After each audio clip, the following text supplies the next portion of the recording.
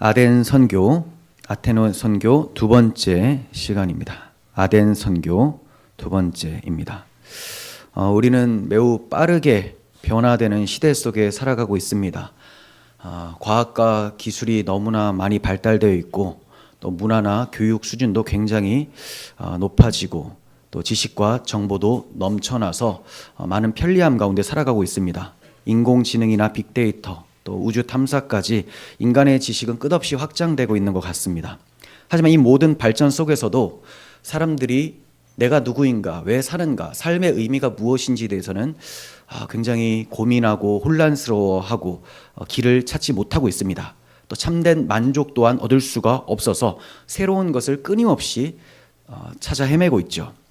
그러나 이러한 모습이 오늘날만의 문제가 아니라 바울이 복음을 전했었던 아테네 당시에도 너무 많이 있었습니다. 아테네 사람들은 철학과 지성을 굉장히 강조하고 또 그 당시 철학과 지성이 최고조에 달한 상황이었음에도 불구하고 정작 참 하나님을 알지는 못하고 있었어요. 그러니까 겉으로 볼 땐 굉장히 화려하고 많은 걸 갖춘 것 같았지만 영적으로는 텅 비어있는 상태였습니다. 그들은 인간의 이성과 철학으로 신을 이해하려고 했지만 참된 신, 참 하나님을 알지는 못했어요.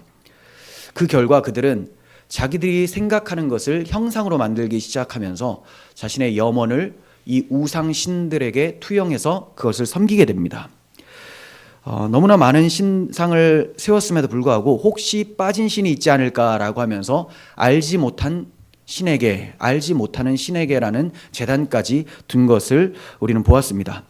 이런 모습이 오늘날에는 과학과 기술을 신처럼 의지하고 돈과 성공을 최고의 가치로 여기는 것으로 살짝 모양이 바뀌어서 나타나고 있죠. 하지만 본질적으로는 똑같아요.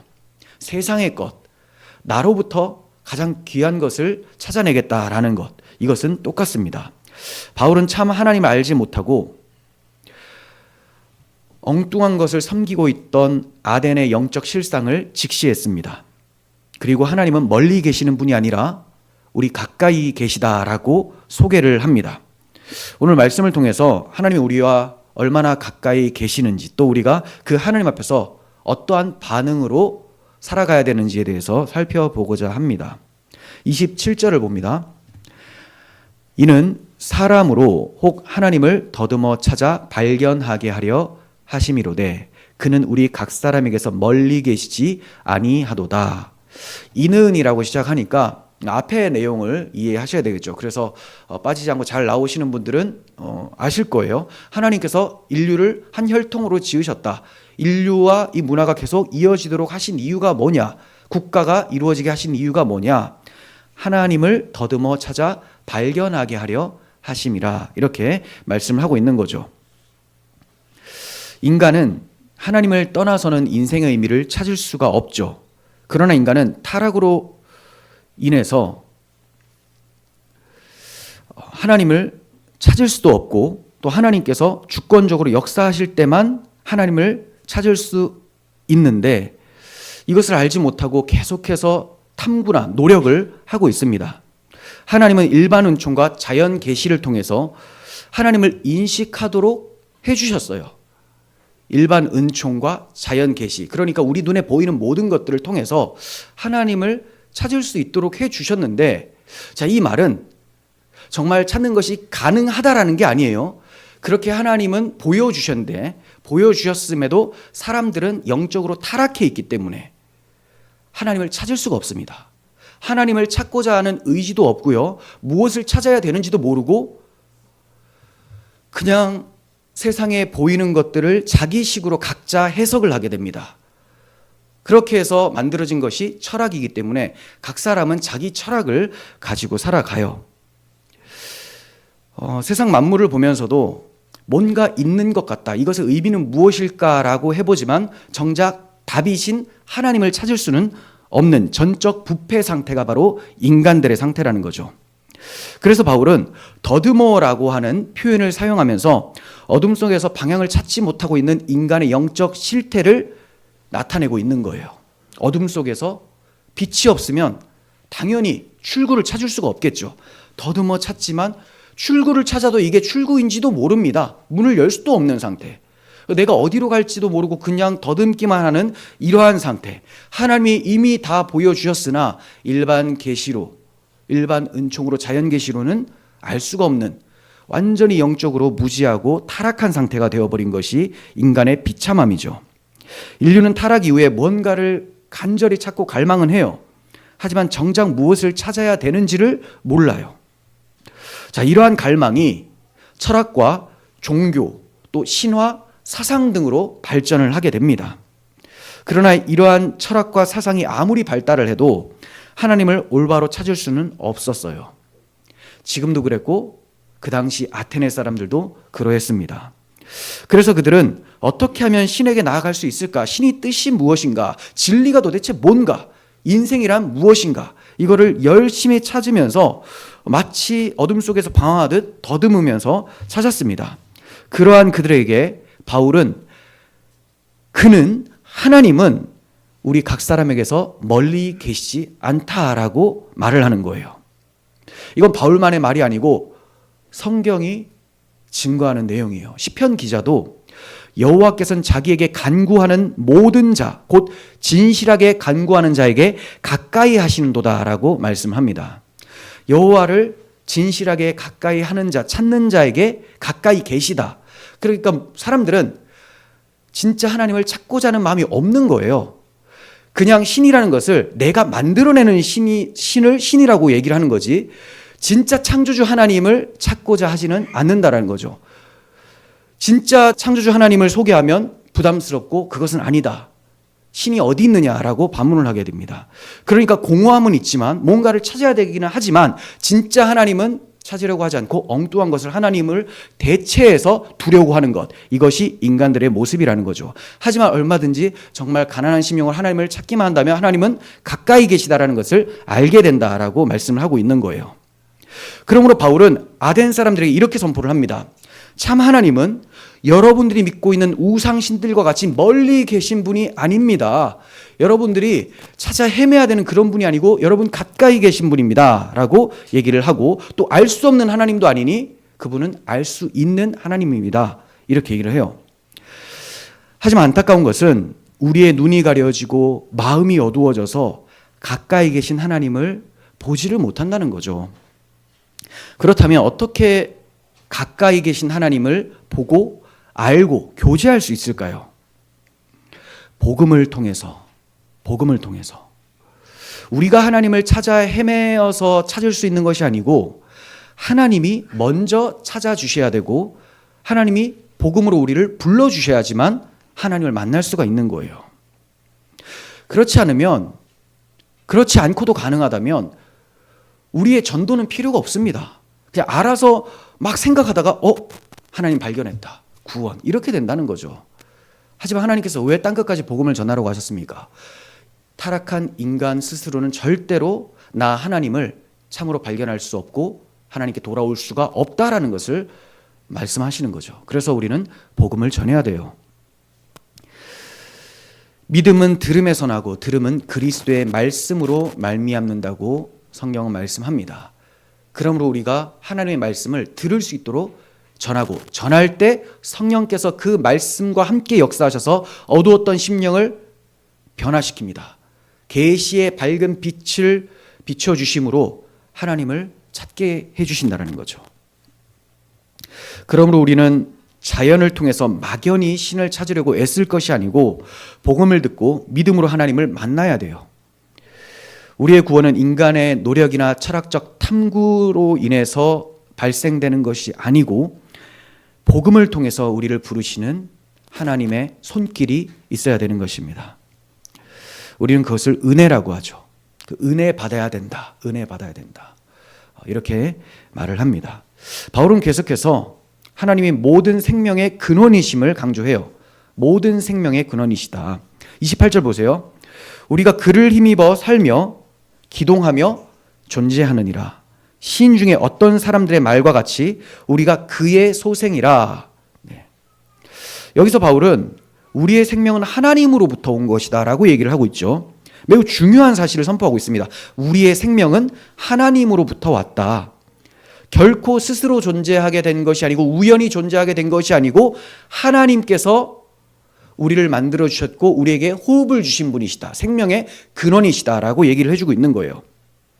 우리 존재 자체가 하나님의 뜻 안에서 하나님의 계획 안에서 이루어진 것이며 그렇기 때문에 우리는 그분을 힘입어서 살아가고 움직이면서 하나님의 뜻과 계획 안에서 자라간다라고 말을 하고 있는 거예요. 이 말은 하나님께서 단순히 창조를 하신 후에 인간들을 내버려 두신 분이 아니라는 것을 얘기를 하는 거죠. 앞에서 하나님이 창조주시다라는 것을 바울이 선포했어요. 그런데 이 철학자들, 유신론자들이 할지라도 신은 뭔가를 만들어 놓고 가만히 내버려 두시는 이신론을 가지고 있었습니다. 나와는 상관없는 그냥 신이다. 하지만 바울은 그 창조주가 여러분들의 삶을 개입하셔서 여러분들의 삶을 이끌어 가신다. 여러분들은 항상 그 하나님 안에서 살고 하나님으로 인해서 움직이고 존재하게 된다는 사실을 아셔야 됩니다. 이렇게 얘기를 하고 있는 거예요. 지금도 하나님은 생명과 호흡을 공급해 주시고 모든 것을 주관해 주시는 분이세요. 바울은 이 메시지를 더욱더 강조하기 위해서 아덴 사람들에게 익숙한 그들의 시인의 말을 인용을 해요.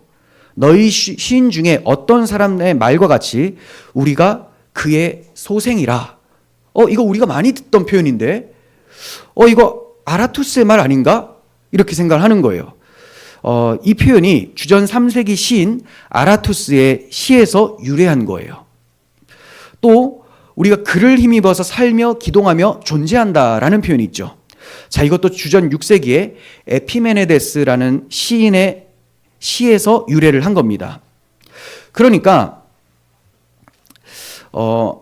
이 아덴 사람 입장에서는 이 히브리 청년이 우리가 잘 아는 시인에 대해서도 잘 알고 있구나. 그 사람의 말을 인용하면서 하는 거 보니까 좀 귀담아 들을 만하다. 표현도 우리에게 익숙한 표현이다. 라고 하면서 귀를 기울이게 되는 거예요. 결국 바울은 헬라 문학과 철학에 익숙한 아덴 사람들이 잘 아는 그 개념과 표현을 사용해서 참 하나님을 변증한 거예요. 그렇다고 해서 바울이 이 표현을 인용했지만 그들이 믿고 있었던 신관, 이 다신론적 신관이 있죠. 자, 이걸 그대로 받아들여서 얘기한 건 아니에요.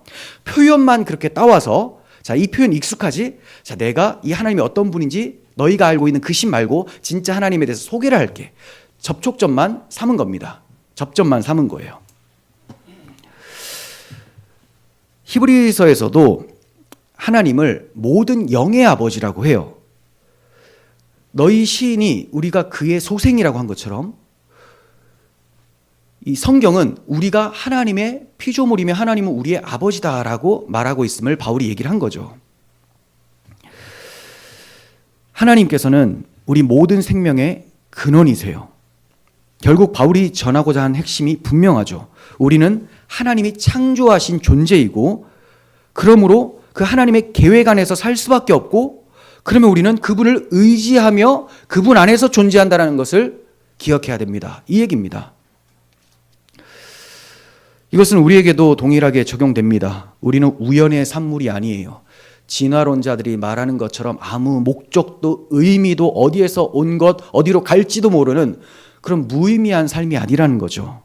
창조주 하나님께서 당신의 형상을 따라 인격적인 존재로 당신의 도덕성을 우리에게 심어주시고 당신의 아름다운 문화들을 이어갈 수 있도록 만들어주셨어요. 비록 우리가 타락해서 이것이 망가졌으나 그래도 완전히 망가진 것은 아니기 때문에 흔적들이 남아있다는 거예요. 근데 시간이 점점 지날수록 사람들은 양심이 가리워지게 되고 양심에 화인 맞은 사람들이 등장하면서 이 하나님의 창조 질서, 우리에게 있는 공유적 하나님의 속성들, 도덕성마저 다 타락하게 되죠.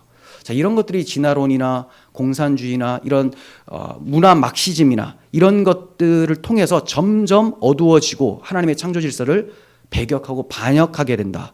그래서 이런 사회들이 점점 도덕성을 잃어가고 정직과 공의가 사라져 가게 되는 것이죠. 우리는 창조주 하나님을 알고 그분 안에서만 삶의 의미를 확인할 수가 있습니다. 그럴 때만 참된 만족을 얻을 수가 있는 거예요. 하지만 교만한 인간들은 여전히 하나님을 외면하고 자기 뜻대로 살아가려고 해요. 자기가 주인이기를 원합니다. 포기하지를 못해요. 이 대표적인 사람으로서 바벨론의 마지막 왕 벨사살이 있었습니다. 벨사살. 그는 하나님을 두려워하기는커녕 하나님께서 거룩하게 구별해 두신 성전 그릇들을 자기 술을 마시는 데 사용을 하고 우상 숭배를 하며 우상을 찬양했어요. 그래서 다니엘 선지자가 굉장히 이것을 심하게 책망하면서 예언을 하는데요. 다니엘서 5장 23절을 보세요. 도리어 자신을 하늘의 주제보다 높이며 그의 성전 그릇을 왕 앞으로 가져다가 왕과 귀족들과 왕후들과 후궁들이 다 그것으로 술을 마시고 왕이 또 보지도 듣지도 알지도 못하는 금, 은, 구리, 쇠와 나무, 돌로 만든 신상들을 찬양하고 도리어 왕의 호흡을 주장하시고 왕의 모든 길을 작정하시는 하나님께는 영광을 돌리지 아니한지라. 네. 그러니까 얼마나 교만한지 하나님을 업신여기면서 오히려 조롱하듯 하나님의 성전 그릇, 거룩하게 구별된 그 그릇으로 술을 마시면서 하나님을 대적했다는 거죠. 모든 인간이 이러한 모습들이 다 있는데 그 정도의 차이일 뿐입니다. 그리고 어느 정도 권력과 힘을 가지고 있으면 이러한 모습이 더 극대화돼서 나타나죠. 교만이 그의 눈을 가렸고 결국 그는 하나님께서 내리신 심판을 피할 수가 없었어요. 다니엘 선지자의 예언대로 그날 밤에 메대와 바사가 쳐들어와서 바벨론을 멸망시키고 벨사살은 죽임당하게 됩니다. 하나님을 무시한 교만한 자의 끝이 바로 이런 비참함이다라는 것을 보여주고 있는 거예요. 오늘날에도 마찬가지입니다. 사람들은 엉뚱한 것을 예배하고 자기를 신처럼 숭배를 합니다.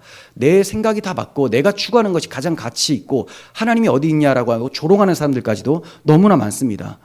자, 이러한 세상 속에서 우리는 누구를 의지하며 또 누구를 찬양하며 예배하며 살아갑니까?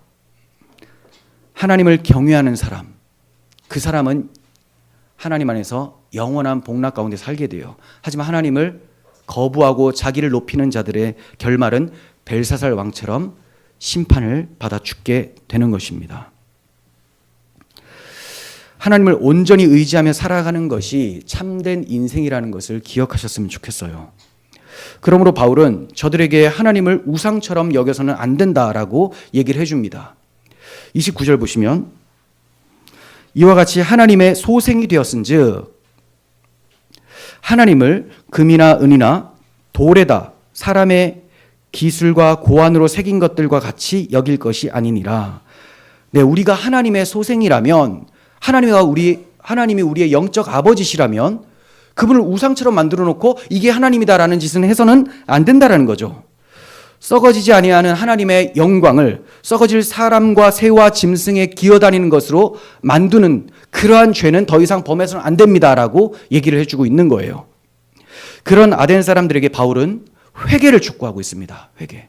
돌아오라는 겁니다. 30절 알지 못하던 시대에는 하나님이 간과하셨거니와 지나치셨는데 이제는 어디든지 사람에게 다 명하여 회개하라고 하셨으니 알지 못하던 시대, 그때는 지나치셨다라고요. 알지 못하는 시대가 언제일까요? 이방인들 너희들이 하나님을 알지 못하던 시대가 있었다. 구약시대라는 거예요. 구약시대에는 이방인들에게는 특별한 계시가 없었습니다. 특별 계시가 뭐예요? 구약의 이스라엘 백성들에게는 특별 계시가 뭐였죠? 율법과 선지자들이죠. 성경입니다. 그래서 하나님의 계시를 들으니까 하나님을 찾아요. 하나님과 교제를 합니다. 자, 그런데 이방인들은 이러한 특별한 계시가 주어지지 않았어요. 하나님께서 이방인들에게 선지자를 보내셔서 회개하라, 하나님의 율법은 이렇다, 하나님의 언약은 이렇다, 이런 말씀을 안 하셨습니다.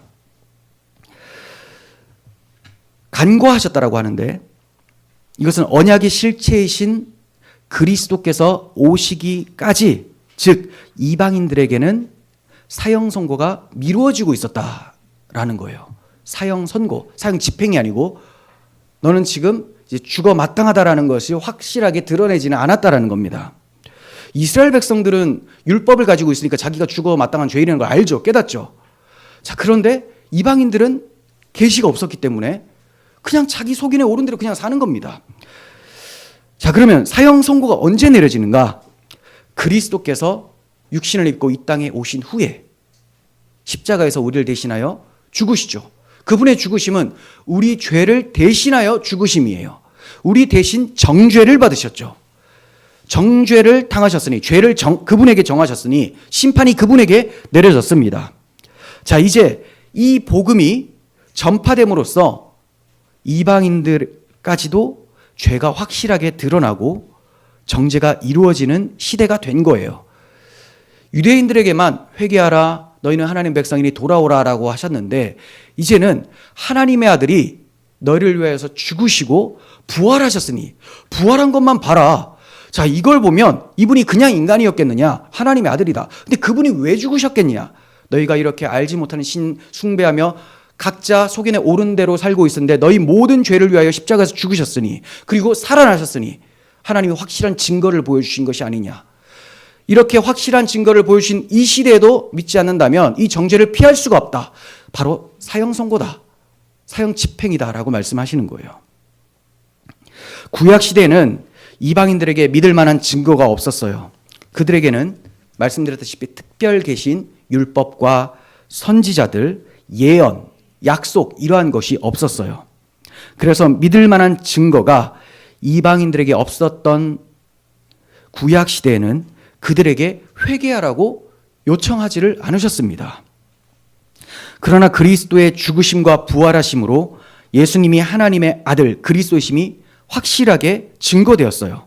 이제 그들이 정죄받아 마땅한 죄인이라는 것이 확실하게 드러난 겁니다.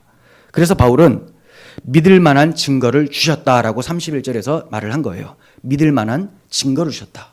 그분의 부활이 우리에게 믿을 만한 증거다. 바울은 알지 못한 시대에는 이방인들에게 회개하라고 말씀하지 않으셨다라고 했죠. 이것은 구약 시대에 살다 간 이방인들은 하나님께서 심판하지 않으신다라는 말이 아니에요. 구약 시대에는 오직 언약을 받은 이스라엘만 회개의 메시지가 선포되었다라는 말입니다. 그러니까 이스라엘에게만 은혜가 미치고 있었던 거죠. 회개하라는 그 소리가 들려진다는 것 자체가 은혜입니다. 돌아올 수 있는 기회가 있다는 거잖아요. 근데 이방인들에게는 그렇게 하지 않으셨어요. 돌아올 만한 근거가 없어요. 그들은 율법이 없으니까, 언약이 없으니까. 그런데 이제는 복음의 시대가 열렸다라는 거예요. 유대인이나 이방인이나 십자가에서 죽으신 그리스도가 부활하셔서 하나님 아들로 선포되셨으니 이것을 보고 회개하고 믿는 자들은 다 구원을 받는다라고 말을 한 것입니다. 이제 하나님은 단지 유대인의 하나님이 아니라 모든 인류의 하나님이세요. 그리스도께서 오신 이제는 어디든지 사람에게 다 명하사 회개를 전파하라고 하셨기 때문에 모든 민족이 다 회개해야 돼요. 십자가와 부활이 바로 믿을 만한 증거입니다. 이 확실한 증거에도 회개치 않는다면 공의로운 심판이 있겠죠. 하나님이 이렇게 확실하게 아들을 죽은 자 가운데서 살리셨는데 이것보다 더 확실한 증거가 어딨냐. 이거를 요나의 표적이라고도 비유를 하셨죠. 요나의 표적, 요나가 물에 빠져서 큰 물고기에 삼킨 바 되었는데 3일 만에 그가 뱃속에서 나왔어요. 물고기 뱃속에서. 이거 보고 아수르의 니느웨 성읍도 다 회개를 했는데 깜짝 놀라서 와 진짜 신이 있구나. 그러다가도 일시적 회개입니다. 다시 또 하나님을 거역하다가 멸망당해요. 근데 이들도 이렇게 확 돌아서는 그런 사건이 있었는데 이 유대인이라는 사람들이 알지 못하고 있었다는 거죠. 근데 이들에게 또 무엇을 보여주셨어요? 그리스도의 부활이라는 확실한 증거를 보여주셨어요. 유대인에게뿐만이 아니라 이방인들에게도 보여주셨습니다. 오늘 우리에게도 부활이 확실하다는 것을 설교를 통해서 또 부활절을 통해서도 우리 알게 됩니다. 이보다 더 큰 증거가 어디 있어요? 그러니까 이 십자가와 부활의 증거를 거부하고 그리스도 믿기를 거부한다면 심판이 있다. 속히 회개하라. 이렇게 말씀하고 있는 거죠. 회개. 회개는 잘못된 길에서 돌이키라는 거죠. 내가 이 길이 맞다 생각해서 이렇게 가고 있었는데 내가 이 철학, 이 사상, 이 이념이 맞아서 이게 맞다 하고 가고 있었는데 그게 아니고 돌이켜라. 이 길밖에 없다. 아니 그 길 말고 이쪽으로 가도 다 한 곳에 모이는 거 아니야? 아니 그게 아니고 하나님이 한 길을 주셨다. 이 길만 오라는 거예요. 이 길로 돌아오라는 거예요. 많은 사람들이 이렇게 이런 비유를 자주 썼습니다. 제가 산 꼭대기가 이렇게 있죠. 위에 꼭대기가 있고. 그러면 이 인간들의 철학과 사상 이념은 뭐냐면 밑에서부터 어느 길이든지 아무 데나 올라가면 된다는 거예요. 그러면 결국은 정상에서 만난다는 겁니다. 그러니까 이것을 다원주의라고 하고 서로 화해하자. 근데 왜 기독교를 독선이라고 해요? 왜 고집불통이라고 봅니까? 자기만 맞다고 하니까. 왜 자기만 맞냐? 기독교의 하나님은 인간들이 더듬어서 이렇게 찾을 수 있는 분이 아니고 자기가 내려오셨다는 거예요. 내려온 길이 한 분이 내려오셨는데 한 길로 내려오시겠죠. 이쪽으로 내려왔다 다시 올라갔다 일로 내려오시고 이게 아니라는 거예요. 한 길로 내려오셨으니 이 길을 따라 올라가야지만 하나님을 찾을 수가 있다. 그 길이 뭐냐? 내가 곧 길이요 진리요 생명이니 나로 말미암지 않고는 아버지께로 올 자가 없느니라. 그래서 그리스도를 선포해서 하나님을 만나게 하시는 거죠. 회개하라는 말은 그리스도를 믿으라는 겁니다. 내가 가지고 있었던 이 사상과 철학과 이념과 고집과 모든 판단 가치들을 다 내려놓고 성경만이 복음만이 절대적 기준이며 주 예수님을 구주로 믿으라. 이게 바로 회개하라는 거예요. 그러니까 회개라는 말과 믿는 것은 동일하게 연결이 됩니다. 회개는 했어요. 이거 잘못된 길 이제 알아서 돌아섰어요. 근데 안 가요. 안 간 것은 잘못된 것이라는 확신이 없기 때문에 안 간 거겠죠. 그래서 돌아섰으면 반드시 믿음으로 가게 됩니다. 회개하고 믿으라죠. 오늘 우리에게도 회개를 촉구하세요. 너는 지금 누구를 의지하며 누구를 예배하는가? 너 자신과 세상을 의지하던 길에서 돌아서서 오직 하나님만 의지하고 하나님만 예배하라. 31절을 봅니다. 이는 정하신 사람으로 하여금 천하를 공의로 심판할 날을 작정하시고 이에 그를 죽은 자 가운데서 다시 살리신 것으로 모든 사람에게 믿을 만한 증거를 주셨음이니라. 네. 회개하지 않으면 심판날이 이를 것이니까 준비하라 라는 말입니다.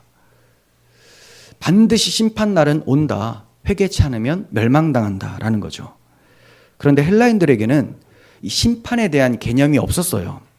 대부분의 사람들이 단 하나의 신을 섬기기보다는 많은 신들을 섬기면서 이 신들이 가끔씩 노하기는 하지만 바울이 말하는 것처럼 실제로 책임을 물어서 심판할 날을 작정하시고 형벌을 내리신다. 이렇게 보지는 않았던 거예요. 내가 뭔가 잘못하면 그때 화를 내시기는 하지만 이 화를 달래기 위해서 제사를 드리고 어떤 것을 해야 되지만 어떤 심판의 날이 있다라고는 보지는 않았습니다.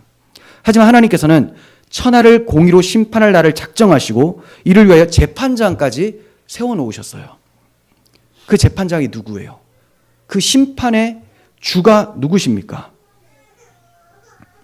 죽으시고 부활하신 하나님의 아들 예수 그리스도시죠. 그러니까 바울은 이렇게 말한 셈이에요. 예수를 십자가에 못 박아 죽인 것, 이게 바로 인간들의 짓이다. 그런데 하나님께서 그를 죽음에서 살리셨다. 살아나신 분이 승천하시고 성령을 보내주셨다. 그러니 이보다 더 확실한 증거가 어디 있겠느냐. 이 살아나신 예수 그리스도를 믿지 않는다면 그분이 다시 올 때 심판주로 오시는 것은 너무나 당연하지 않겠느냐. 그렇지 않다면 그분이 왜 하나님께 심판당해 죽었겠느냐. 여러분 이거 이해가 되세요? 그분이 다시 오실 때 심판주로 오지 않으신다면 이 땅에 내려와서 왜 죽었겠느냐. 심판이라는 것이 있기 때문에 죽은 거 아니냐.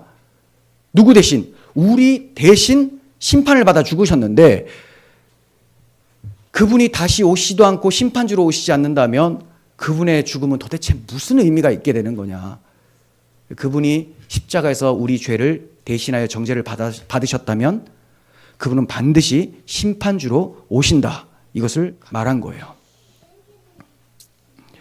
육체의 부활과 심판을 믿지 않던 아테네 철학자들이 바울의 이 말을 들으면서 얼마나 불쾌하고 화가 났을까요? 그래도 바울은 이것이 진리임을 알기 때문에 주저하지 않고 담대하게 복음을 전했습니다. 복음을 전하니까 사람들의 반응이 갈라집니다. 자, 32절에서 34절. 그들이 죽은 자의 부활을 듣고 어떤 사람은 조롱하고 어떤 사람은 이 일에 대하여 네 말을 다시 듣겠다 하니, 이에 바울이 그들 가운데서 떠나매 몇 사람이 그를 가까이하여 믿으니 그 중에는 아레오바고 관리 디오누시오와 다말이라 하는 여자와 또 다른 사람들도 있더라. 네. 자, 우리가 계속 살펴보고 있죠. 복음을 전하면 항상 두 반응으로 나뉘어지게 되는 것을 보게 됩니다. 자, 이거 계속 반복되는 후렴구처럼 나오는데 우리가 눈여겨봐야 됩니다. 너는 지금 이 복음 앞에서 어떻게 반응하고 있냐? 이런 반복된 기록으로 우리에게 말씀하고 있는 거예요. 오늘 너에게 선포되는 이 복음 앞에 너는 어떻게 반응하고 있느냐? 나하고는 별로 상관이 없는 것 같은데요. 너무 많이 들어가지고 별로 자, 그런 부류들도 있게 되는 거예요. 그러니까 어떤 부류로 갈라지고 있느냐? 자, 이번에도 어떤 사람은이라고 하죠. 자, 어떤 부류로 우리가 서 있는지 생각해 보십시오. 여러분, 여기에는 크게는 두 부류로 갈라졌어요. 믿는 사람, 믿지 않는 사람. 근데 중간에 또 어정쩡한 사람도 있습니다. 네 말을 다시 듣겠다라고 말하는 사람도 있죠. 자, 이거는 좀 주저하는 사람이에요. 주저하고 다음에 듣고 믿는 사람도 있겠고, 다음에 듣고 에이 아니다 하는 사람도 있다는 거죠. 어쨌든 두 반응으로 나눠지게 돼요. 자, 오늘날에도 이런 두 부류는 계속 갈라집니다. 제가 성경을 토대로 복음을 이렇게 전하면 신자들은 물론이고 신학자들도 갈라지게 돼요. 왜냐하면 그들은 성경대로 하나님을 섬기기를 원하지 않거든요. 자신이 가지고 있었던 철학이나 이념들, 사상을 전제로 성경을 보기 때문에 성경이 먼저고 내 사상을 바꿔야 되겠다가 아니고 내가 가지고 있는 것에다가 성경을 같이 써야 되겠다라고 생각하고 있기 때문에 성경적 복음관을 믿지 않습니다. 성경적 예수 그리스도 그렇게 믿지 않는다는 거죠. 그래서 여러 번 말씀을 드렸지만 우리는 예수님이 하나님의 아들, 진짜 창조주 하나님, 그 창조주의 하나님의 아들이고 그분이 단순히 인간이 아니고 하나님의 아들이라는 것은 그분이 창조주시라는 말이다. 그분이 천지를 창조하신 창조의 직접 창조주시다라는 말이죠. 그런데 그분이 나를 위하여 죄값을 대신 받기 위해서 영이신 하나님께서 육신을 입고 오셨다. 우리와 동일한 인간으로 오셨다는 거죠. 창조주께서 인간으로 오셨다. 그리고 나의 모든 죄를 다 가지고 십자가에서 죽으심으로 하나님의 진노를 넘어가게 하셨다라는 것을 믿습니다.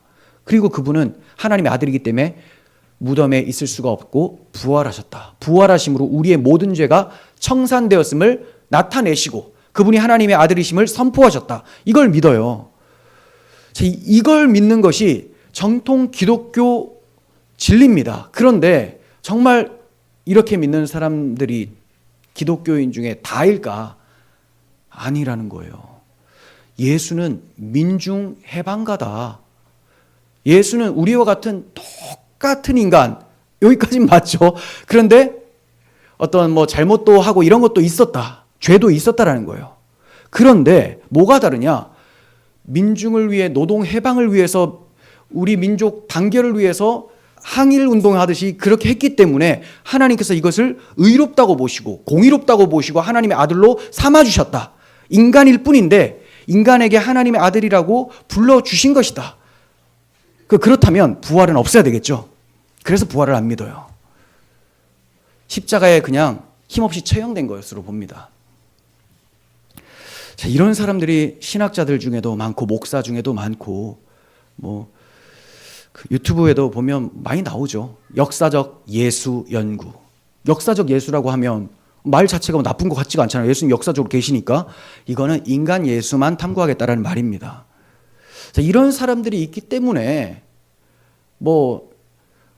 정치하다가 뇌물 먹고 죽은 사람을 가리켜서 민족을 위해서 투쟁하다가 죽었다라고 바꾸기도 하고 이런 사람이 이 시대의 예수다라고 도울이라는 사람이 얘기도 하고 그런 사람들이 신학을 한 사람이에요.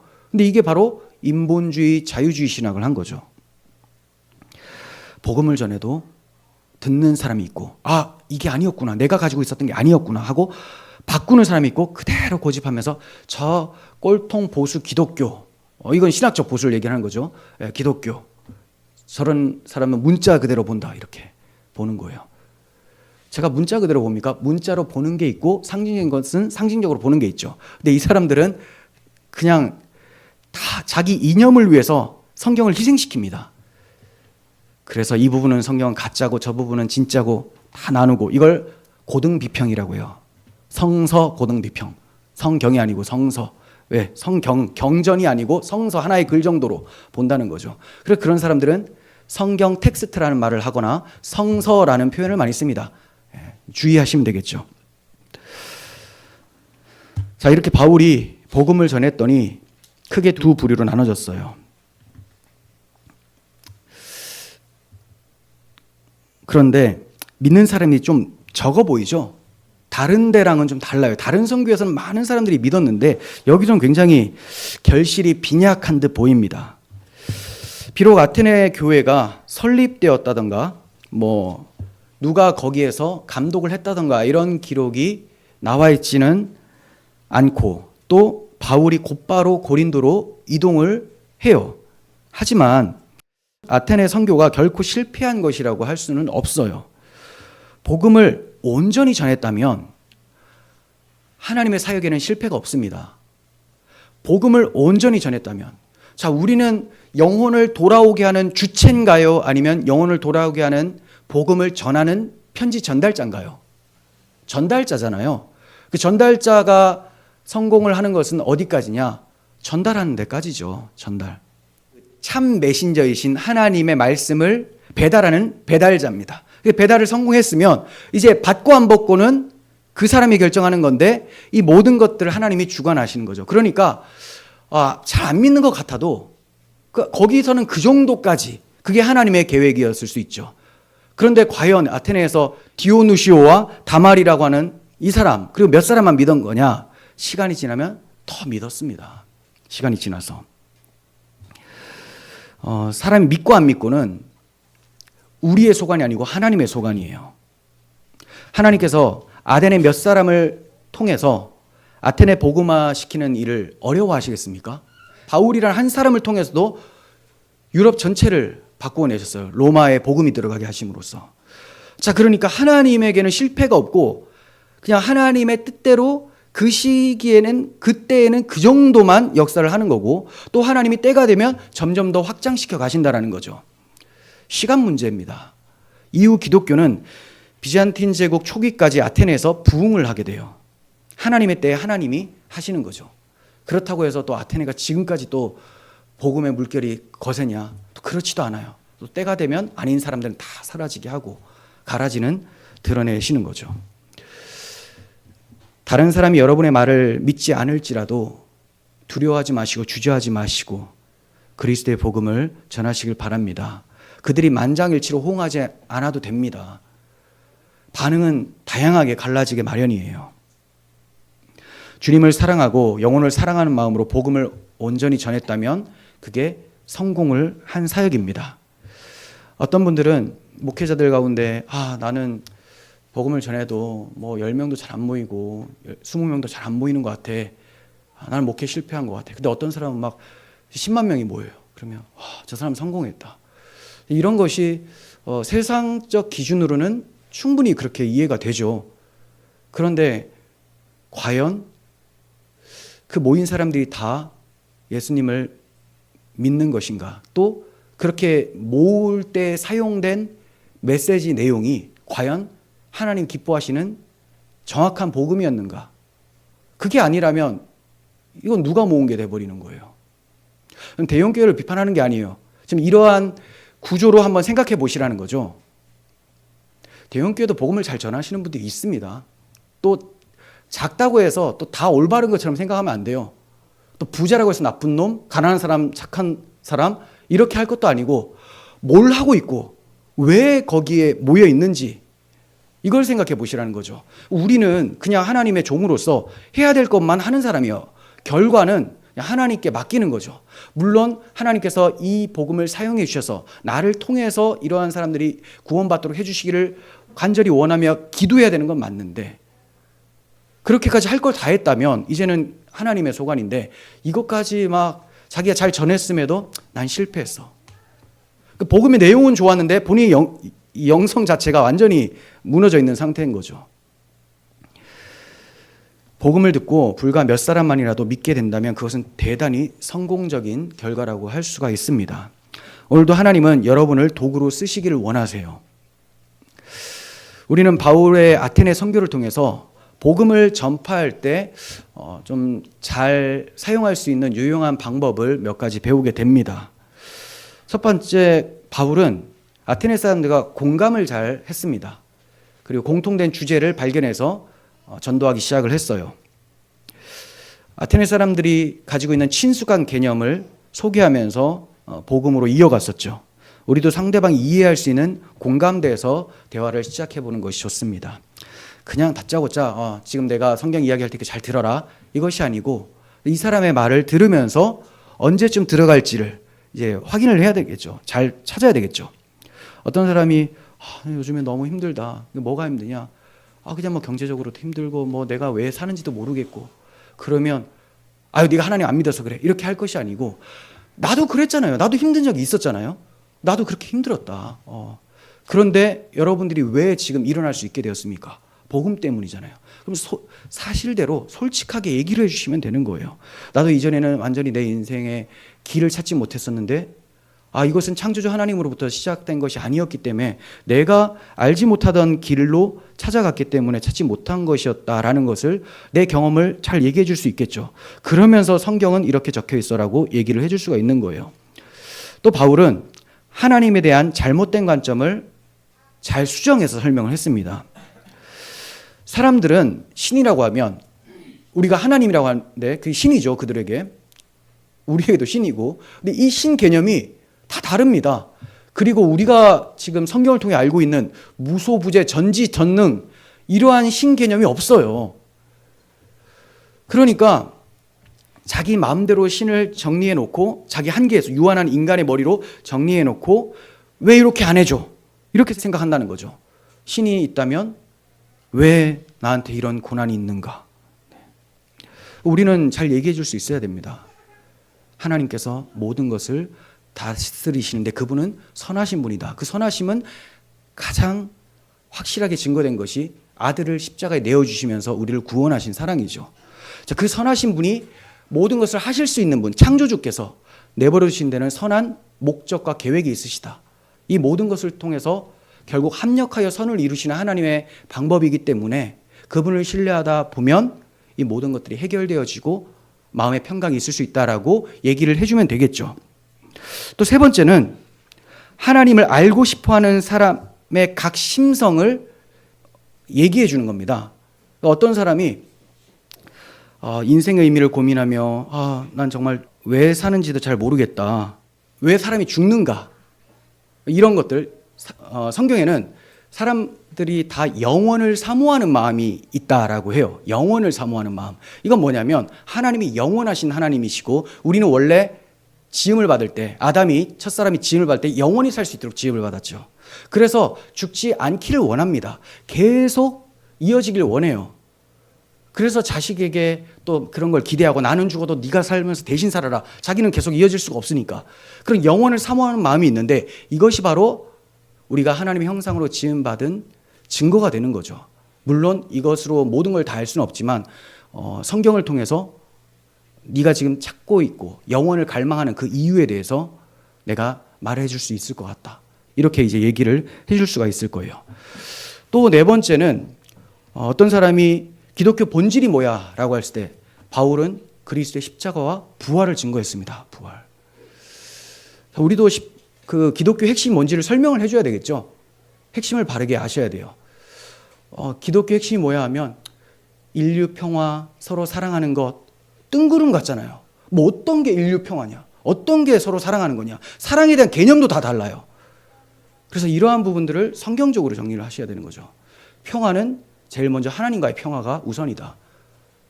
평강의 왕이신 하나님과 원수가 되었으니 당연히 불화가 있겠고, 이 불화가 있으니 인간들 사회에서도 불화가 있을 수밖에 없다. 근데 진짜 평화를 원한다면 하나님께 나아가고, 이 하나님을 믿는 사람들이 많아지면 서로 하나님을 왕으로 모시고 그 안에서 서로 사랑하며 화평을 하겠죠. 사랑도 자기 희생적 사랑이죠. 희생적 사랑, 그리스도께서 보이신 대로. 자, 그리고 다섯 번째, 각 사람이 자기 생명에 대한 책임이 있다라는 것을 분명히 알려줘야 됩니다. 자기 생명에 대한 책임. 그러니까 착하게 살면 되지 않습니까? 라고 묻는다면, 이 말도 되게 추상적이죠. 착하게 살면 되지 않습니까? 되지 않는다. 뭐가 되지 않는다라는 말은 없죠. 예. 착하게 살면 뭐 심판 이런 거 다 사라지고 그냥 좋은 나라 가는 거 아니에요? 이렇게 막연하게 기대하는 사람들도 있어요. 하지만 우리는 모든 사람이 하나님 앞에서 죄인이고 절대로 하나님이 만족스러워할 만한 선이라는 것을 할 수가 없는 존재라는 것, 그리고 그러한 자를 위해서 예수님이 십자가를 지셨는데 그 십자가를 거부하면 그리스도를 심판주로 만나게 된다. 여기까지 얘기를 해야 되죠. 근데 전도를 할 때나 뭐 관계 전도에서도 그렇고 하나님이 심판자라는 사실에 대해서는 주저하는 사람들이 많아요. 근데 하나님은 다짜고짜 심판하시겠다고 하신 것이 아니고, 내가 심판을 넘어가게 하기 위해서 너에게 내 아들까지 내어주었다. 그런데도 이 사랑을 거부할 거냐? 이렇게 말씀하시면서 거부한다면 심판이 있다라는 거죠. 근데 그렇지 않고 뭐 불신지옥 이런 말만 하니까 당연히 거부감이 드는데, 그렇다고 천국 이렇게만 말하면 사람들에게 막연하고 허황된 기대를 심어줄 수 있다는 겁니다. 바울은 심판을 분명히 말하면서 회개하라고 촉구를 했습니다. 자, 그리고 여섯 번째는 복음을 전할 때 내가 전하면 다 믿겠지라는 생각을 접어두라는 거예요. 다양한 반응이 있을 수 있다는 거. 조롱하는 사람이 있을 수 있고, 심하게 따라다니면서 박해하는 사람이 있을 수 있고, 또 어떤 사람은 잘 믿는 사람이 있겠고, 어떤 사람은 지금은 좀 그런데 다음에도 한번 들려주세요라는 사람도 있겠고요. 네, 다양합니다. 모두가 믿지는 않아도 한 사람이라도 내 말에 귀를 기울이고 예수님을 영접한다면 하나님이 나를 이 땅에 두신 모든 사명이 다 이루어졌을 수도 있다는 거예요. 하나님의 한 영혼을 천하보다 귀하게 여기시기 때문에. 그렇다고 한 명 전도하고 이제 만족하라는 말이 아니고, 여러분들이 어떤 많은 숫자로 인해서 자고하고 교만해지지도 마시고, 또 그것 때문에 실망하시지도 마시고, 그냥 열심히 하나님을 의지하면서 허락하신 사명에 충성을 다하시면 된다라는 말씀입니다. 정리하겠습니다. 하나님은 멀리 계신 분이 아니세요. 우리가 찾을 필요도 없습니다. 하나님께서 이미 우리를 찾아오셨고 지금도 복음으로 우리를 부르고 계세요. 하지만 반응은 달라요. 비웃는 사람, 거부하는 사람, 믿는 사람, 망설이는 사람. 여러분들 어디에 서 있습니까? 세상은 하나님 없이도 살 수 있다고 얘기를 하지만 그들의 삶을 보면 방황의 연속입니다. 성공과 지식이 답이 아니에요.